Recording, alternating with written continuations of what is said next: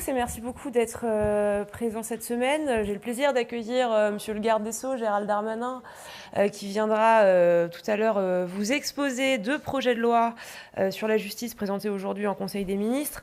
Un mot d'abord pour vous relater les paroles du président de la République. Vous le savez, la situation internationale demeure extrêmement prégnante et pèse sur la sécurité internationale. J'y reviendrai tout à l'heure. Le président de la République a évidemment également eu un mot pour le ministère de l'Intérieur, le remerciant pour l'organisation des élections, du premier tour des élections municipales le 15 mars dernier. Il a également remercié nos maires et les bénévoles qui, partout en France, ont permis à ce premier tour de se tenir dans les meilleures conditions. Sans commenter le résultat de ce premier tour, puisqu'il a indiqué que ce n'était évidemment pas son rôle, le président a tenu à souligner dans ce moment l'importance que personne n'oublie, que les extrêmes, où qu'ils soient, demeurent dangereux pour la République. Il a insisté sur le fait que les arrangements des partis ne devaient pas faire oublier quelques principes. D'une part, on ne peut pas oublier les discours et les actes d'excès d'où qu'ils viennent, et d'autre part, on ne peut pas oublier les principes républicains niés d'où que cela vienne. J'en viens maintenant à un mot sur la situation internationale. Là encore, le président de la République a rappelé les 3 objectifs qui fixaient notre action au Moyen-Orient. D'une part, la protection de nos ressortissants et de nos emprises militaires et diplomatiques. D'autre part, la nécessité d'être auprès de nos partenaires dans la région, de manière, et on le redit souvent, strictement défensive. Nous ne sommes pas partie prenante de ce conflit que nous n'avons pas voulu. Et troisièmement, la participation à la libération de la navigation et à la sécurité maritime. Nous en avons parlé la semaine dernière ici même. Nous le faisons déjà en mer Rouge dans le cadre de l'opération Aspides aux côtés de 20 pays membres de l'Union européenne. Depuis 2024 maintenant, la France a contribué à sécuriser l'acheminement d'environ 150 navires. Et le président de la République a pris une initiative, vous le savez, dans le cadre du détroit d'Ormuz qui voit circuler en temps normal 20% du gaz et 20% du pétrole à l'échelle mondiale. Initiative que nous sommes en train de structurer dans un cadre distinct des opérations américaines et israéliennes pour procéder à cette opération dès lors que le moment sera venu et que la situation, notamment en matière sécuritaire, évidemment, le permettra. Voilà, je vais tout de suite laisser la parole à mon collègue garde des Sceaux, Gérald Darmanin. Merci Madame la Ministre Cherbaud, Mesdames, Messieurs, bonjour. J'ai présenté donc ce matin, conformément à mes annonces, voilà 6 mois, 2 textes de loi. L'un, une loi ordinaire qui vise à réorganiser la justice criminelle en France et une deuxième loi, dite organique, qui vise à compléter cette loi ordinaire, notamment du point de vue du statut du magistrat qui relève de la loi organique. En ce qui concerne la loi ordinaire, qui est la première donc partie de la loi sûre, que j'ai déjà évoquée, une loi de 12 articles, dont 2 de coordination, donc 10 articles, un texte court mais très important, qui se répartit en 3 points et qui vise à répondre à la première phrase du projet de loi de son exposé des motifs. La justice criminelle n'a de sens que lorsqu'elle est rendue dans des délais raisonnables, et aujourd'hui nous ne rendons plus la justice criminelle dans des délais raisonnables. Nous avons 6000 affaires criminelles en stock en attente d'audiencement, c'est-à-dire dont les dates des procès n'ont pas été données aux parties. C'est sans doute 20 à 30 000 victimes qui attendent réparation de la part de la justice, et autant d'auteurs qui sont souvent en détention provisoire et qui expliquent une partie de la surpopulation carcérale que nous connaissons. Et nous avons en moyenne en France 6 ans d'attente pour avoir un jugement pour viol en première instance, et 8 ans d'attente pour avoir un jugement dans une affaire d'homicide, d'assassinat ou de narcotrafic en première instance. Nous devons donc réorganiser notre justice criminelle pour répondre au phénomène de société qui explique cette augmentation de stock criminel, malgré les moyens très importants mis au ministère de la Justice, comme le dernier budget le démontre encore. D'abord, l'augmentation très importante des procès pour viol ou agression sexuelle. Lorsque le président de la République est élu en 2017, il y a 7% des détenus français qui sont en détention provisoire ou condamnés définitivement pour des affaires de viol ou d'agression sexuelle.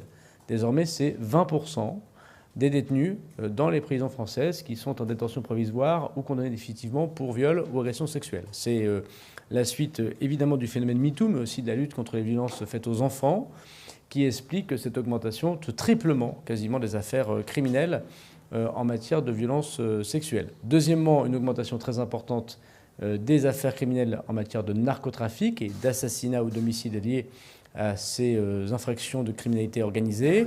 Il y a eu ces 3 dernières années 40% de plus de détenus pour narcotrafic ou criminalité organisée. Et nous avons, la récente actualité le démontre, des affaires gigantesques qui ont 40, 30, 25 prévenus et qui durent des semaines, voire des mois en matière criminelle, ce qui n'était pas le cas il y a encore 5 ou 10 ans. Ces 2 augmentations très importantes, affaires de narcotrafic, affaires de violences sexuelles, expliquent l'embolie de la justice criminelle qu'il faut donc réorganiser.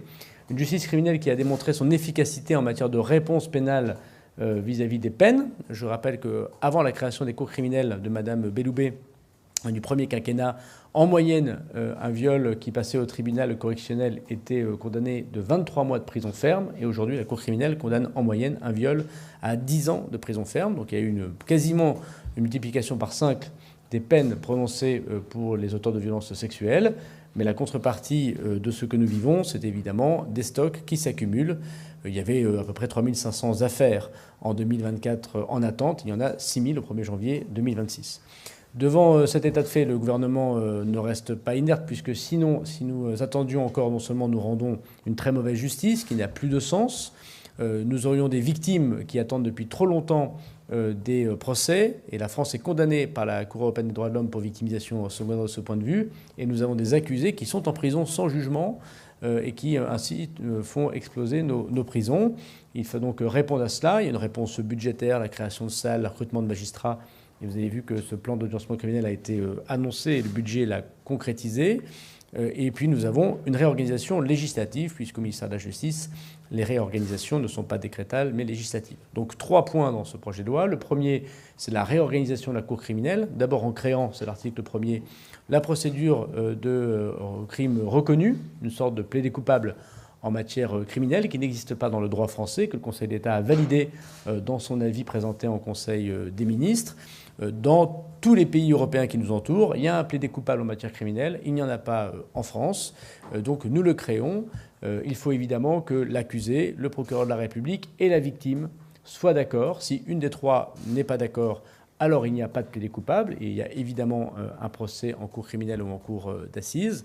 Et par ailleurs, à tout moment, l'accusé où le procureur de la République peut dire stop à cette procédure de PJCR, de plaidé coupable en matière criminelle, et y compris il y a un appel, si on n'est pas d'accord, sur la peine qui a été prononcée par une vraie audience, qui n'est évidemment pas à huis clos et qui s'inspire directement des exemples qui nous entourent. Je pense aux exemples allemands, espagnols, par exemple.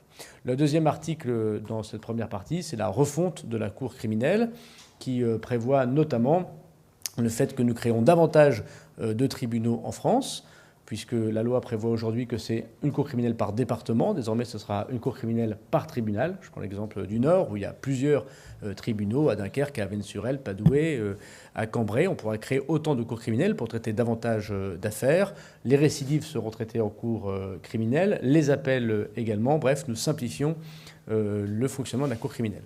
Le deuxième point de cette loi, c'est une loi donc pour aider les victimes à connaître la résolution de leurs difficultés, de leurs problèmes et avoir un jugement raisonnable. C'est aussi aider les victimes à trouver les auteurs des infractions criminelles qui les concernent. Et nous créons donc la possibilité de recourir à la généalogie génétique qui est très attendue, notamment dans la résolution des affaires dites cold case, c'est-à-dire des affaires qui attendent depuis extrêmement longtemps.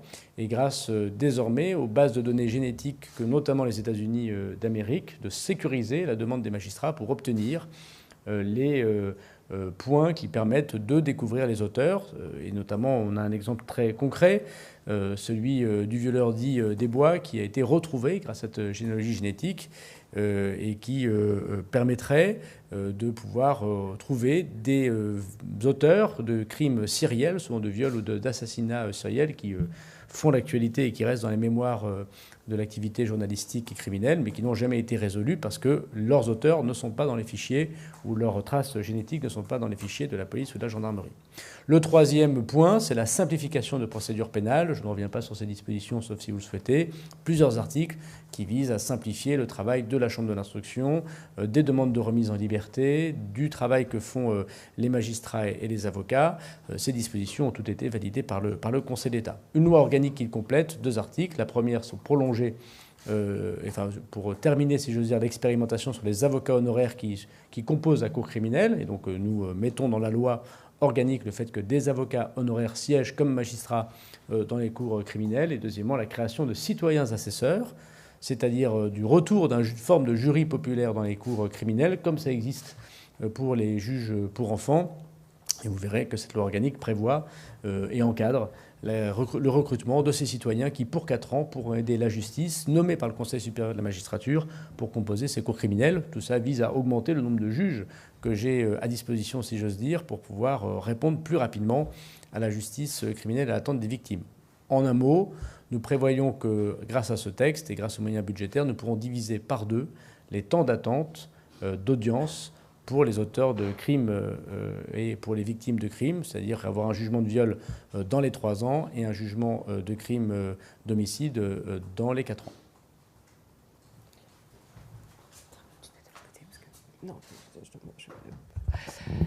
Merci beaucoup. On va passer à la partie questions-réponses. Et si vous en êtes d'accord, peut-être commencer par les questions qui intéresseraient Monsieur le ministre de la Justice, garde des Sceaux, qui nous quittera après.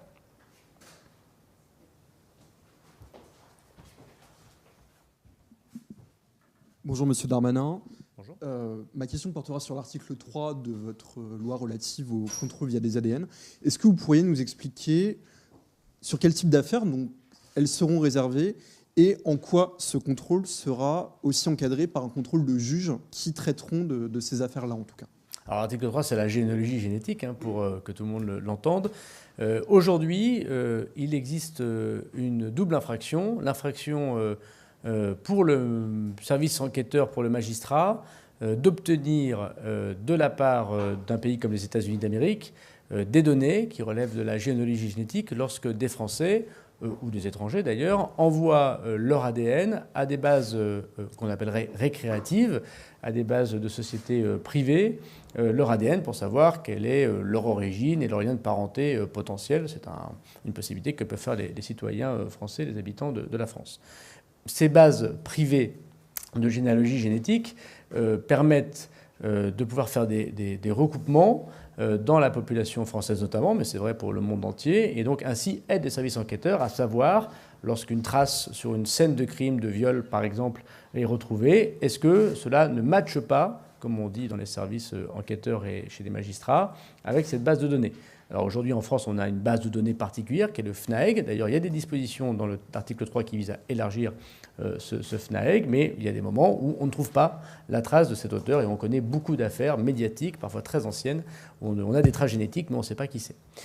Donc comment cela se passera? C'est évidemment dans des cas extrêmement précis. Ce n'est pas pour les délits, ce n'est pas pour les cambriolages. Ce n'est pas parce qu'on trouve une trace chez vous lors d'un cambriolage génétique qu'on va demander aux États-Unis de savoir qui est le cambrioleur. Il s'agit bien réservé pour les crimes les plus graves, dit le texte, avec des renvois sur des infractions qui relèvent du Code civil et du Code pénal et du Code de procédure pénale. C'est évidemment le juge qui le demande, un juge indépendant qui le demande pour l'instruction de son affaire.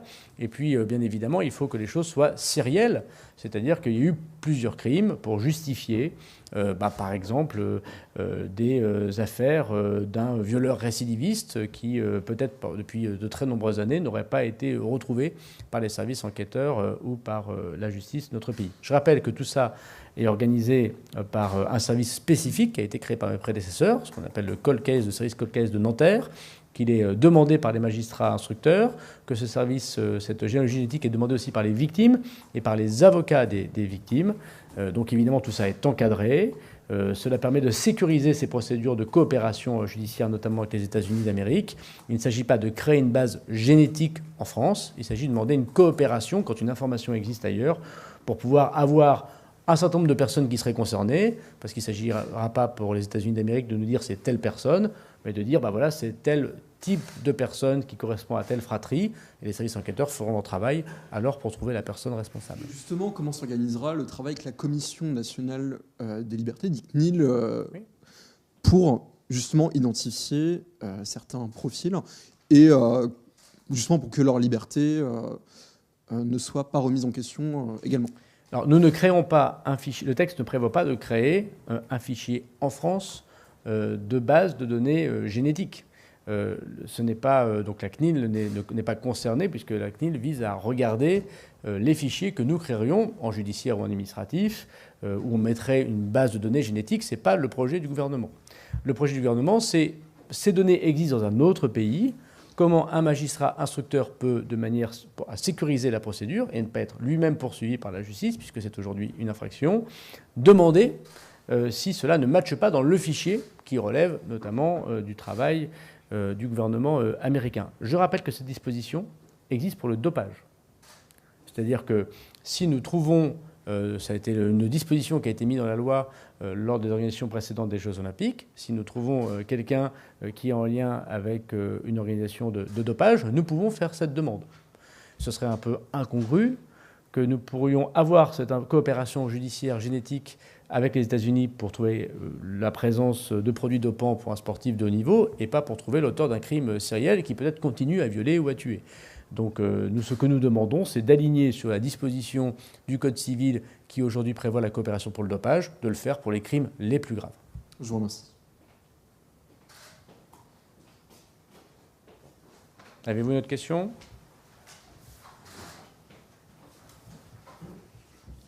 Oui, Frédéric Delpech, LCI-TF1. Sur le parcours législatif de votre texte, comment vous le voyez? Est-ce que vous pensez qu'un consensus peut se dessiner à l'Assemblée où, vous savez, il n'y a pas de majorité? À qui vous tendez la main pour faire adopter ce texte? Ça fait de nombreux mois que je travaille à l'élaboration et à l'adoption de ce texte par de nombreuses consultations politiques. J'ai reçu par 2 fois tous les groupes politiques déjà de l'Assemblée et du Sénat. Je le referai dès la semaine prochaine après les élections municipales pour faire ce tour de consensus politique. Nous commençons par le Sénat au milieu du mois d'avril, donc désormais dans 3 semaines. Ce texte sera présenté devant la représentation nationale et avant la fin de l'été, fin juin, début juillet, à l'Assemblée nationale, une seule lecture dans les 2 chambres. Espérons-le, une CMP conclusive et un texte définitif. Je constate que ce texte a été validé, c'est très très rare au ministère de la Justice, par les syndicats de mon ministère, à l'exception du syndicat de la magistrature, mais les syndicats d'agents pénitentiaires et des syndicats de magistrats ont soutenu ce texte, et je pense notamment à l'USM ou à FO Magistrature, et que le Conseil d'État, c'est aussi un peu difficile dans les questions de justice criminelle et de droit pénal, l'a validé également, l'avis ne voit aucune inconstitutionnalité dans le texte. Donc, fort de ces 2 soutiens, celui de ma maison et des magistrats notamment, celui du Conseil d'État, je sais que nous trouverons une majorité au Sénat pour voter ce texte, qui a d'ailleurs déjà désigné ses rapporteurs, et je discuterai à l'Assemblée nationale, notamment avec le groupe socialiste, avec lequel nous avons déjà entrepris des discussions et qui, j'en suis sûr, ont envie de répondre aussi à la question très lancinante de l'accompagnement des victimes. Donc nous trouverons, je l'espère, un consensus pour que cette justice criminelle fonctionne. Il y a de nombreux rapports qui ont été commis par le Rassemblement national, par la majorité relative actuelle et par le PS, qui demandent des dispositions à peu près identiques à ce que je propose. Donc même s'il y aura une discussion politique franche et riche, comme je l'ai toujours fait, je ferai adopter ces textes. Je rappelle que la loi narcotrafic a été votée à l'unanimité au Sénat et a été votée à la quasi-unanimité à l'Assemblée, puisque seule la France insoumise s'était opposée, mais que communistes et Verts se sont abstenus, et que les socialistes avaient voté pour la loi que j'ai présentée. Il n'y aura pas de procédure accélérée sur le texte? Si, c'est une lecture par chambre. Une seule. Bonjour. Victoria Coussa, France Inter. La justice est saisie à Arcachon après une violente altercation. Le maire réélu LR a pris à partie son adversaire écologiste assez violemment. Je ne sais pas si vous avez vu la vidéo. En tant que ministre de la Justice et homme politique, est-ce que vous avez une réaction? Alors, je suis ministre de la Justice, et donc la justice fait son travail en toute indépendance. Vous confirmez que la justice est saisie dans cette affaire? Le procureur de la République, qui a l'article 11 du Code de procédure pénale très clair, la volonté seule de pouvoir communiquer, communiquera s'il le souhaite. Et vous, Madame Bréjon, en tant que porte-parole du gouvernement, qu'est-ce que ça dit de ce contexte de violence en pleine municipale? Je ne vais pas ajouter davantage à ce qu'a dit le garde des Sceaux, juste dire qu'évidemment, nous, on condamne la violence, notamment la violence politique, et d'où qu'elle vienne. Voilà. Est-ce qu'il faut qu'il y ait des suites, des sanctions contre ce maire? Le patron des LR demande des excuses. Est-ce que c'est suffisant? Écoutez, c'est à lui de le dire. Ce n'est pas en compte-rendu de Conseil des ministres qu'on commente les décisions prises au sein du parti Les Républicains. Voilà.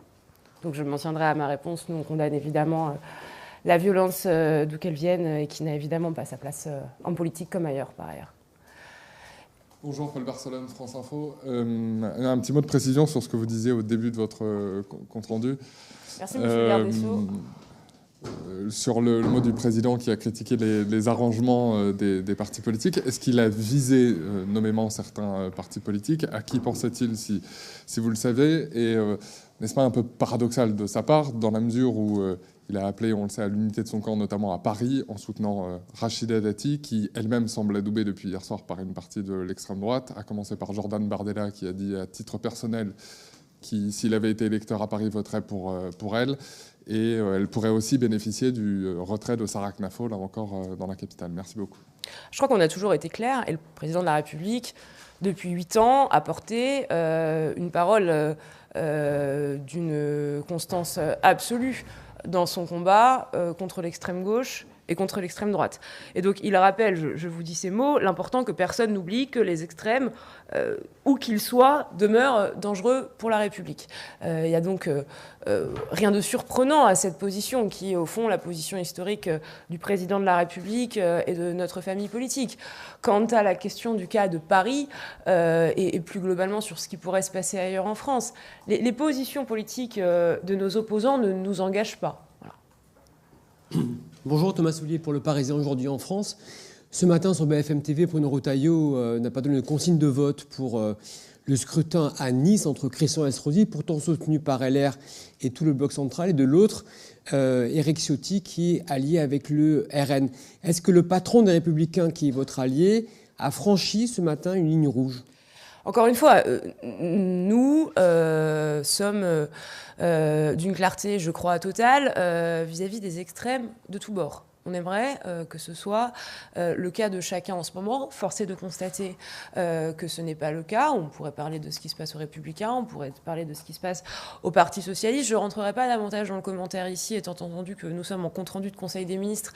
Et donc ce n'est pas le lieu pour commenter les affaires partisanes et les choix électoraux, mais j'aurai l'occasion de m'exprimer sur le sujet très prochainement. Vous, habitant de Nice, vous voteriez pour Christian Estrosi ? Évidemment. Bonjour, Milan Argelas pour BFM TV. Je reviens sur la question de mon collègue. Est-ce que le président de la République a cité des alliances potentiellement entre la France Insoumise et le Parti Socialiste qu'il aurait critiqué? Non, je vous ai vraiment cité, voilà, mot pour mot, j'ai vraiment cité mot pour mot ce qu'il a dit. Je laisse à chacun le soin d'interpréter, je crois que c'est assez aisé à faire. Bonjour Madame Bréjon, Oscar Tessonneau pour l'hebdomadaire Red Brain Magazine. Hier, nos confrères de Mediapart ont sorti un ensemble d'images documentant la pratique du penalty qui consiste à permettre à des mouvements radicaux d'extrême droite de frapper des militants lorsqu'ils sont au sol. Et pour la première fois, des journaux arrivent à démontrer que la Jeune Garde n'est pas uniquement un mouvement d'autodéfense, mais un mouvement qui pratique des actions violentes de façon directe. Est-ce que vous avez eu accès à ces images qui montrent pour la première fois que la Jeune Garde n'est pas uniquement qu'un mouvement d'autodéfense, pour reprendre les termes de Raphaël Arnaud? Je n'y ai pas eu accès. Pour autant, nous ne découvrons pas que la Jeune Garde est un mouvement qui est structuré autour d'actions violentes, qui dispense des formations à ses membres, à ses anciens membres, qui vont dans ce sens. Et donc moi je rappelle le rôle qui est le nôtre, c'est de lutter contre tous les groupuscules, d'ultra-gauche ou d'ultra-droite, là encore d'où qu'ils viennent. Et nous avons engagé, le ministère de l'Intérieur, Laurent Nunez, a engagé une procédure pour reconstitution de ligue dissoute vis-à-vis de la Jeune Garde, ainsi que 5 procédures de dissolution touchant 5 émanations locales de la Jeune Garde, identifiées encore une fois sur notre territoire ces dernières semaines. Je vous remercie.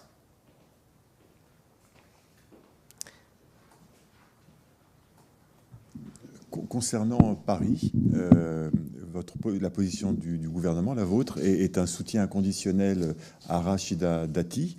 Est-ce que vous souhaitez qu'elle puisse gagner dimanche prochain? Est-ce que vous la soutenez? Si ça n'était pas le cas, est-ce qu'elle aurait toute sa place pour revenir au gouvernement?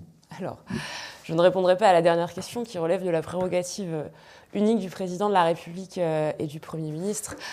Si vous me demandez si moi je soutiens Rachida Dati, bien sûr, je souhaite sincèrement qu'elle puisse gagner et incarner l'alternance à Paris dimanche prochain. Et à Lyon, comment vous appréciez l'alliance qui a été conclue entre le maire sortant et la France Insoumise? Là encore, j'aurai l'occasion de m'exprimer rapidement sur toutes ces questions partisanes, mais je ne vais pas rentrer ici dans un cadre aussi institutionnel que le compte-rendu du Conseil des ministres, dans le commentaire, ville par ville, des accords qui ont pu être faits entre la gauche et la France Insoumise. Il y a malheureusement beaucoup trop d'exemples. C'est-à-dire, quand vous dites trop d'exemples? Écoutez, il y a eu un nombre important de villes où ces accords se sont faits, et donc je le redis, j'aurai l'occasion de m'exprimer sur le sujet. Merci à vous.